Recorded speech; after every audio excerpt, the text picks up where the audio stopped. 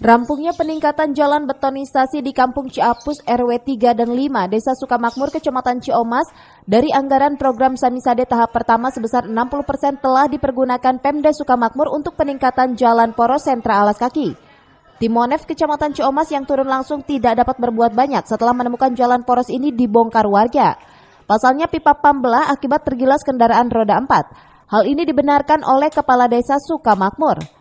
Dikhawatirkan dengan belahnya pipa PAM ini, titik lokasi tersebut akan menghambat jalan beton tersebut basah dan cepat ambrol kembali, sehingga warga sekitar terpaksa membongkar sebelum kejadian ini terjadi.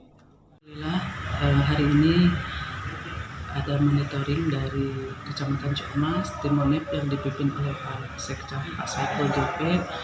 Hasil daripada peninjauan ke lokasi titik kegiatan Samisade tahap 1, menurut tim verifikasi untuk pembangunannya cukup bagus, ketebalan dengan panjang dan lebar juga alhamdulillah sesuai dengan RAP-nya.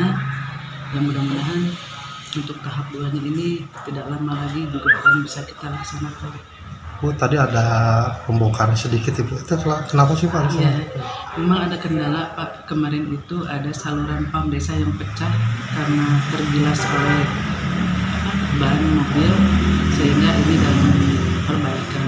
Insya Allah secepatnya kita perbaiki.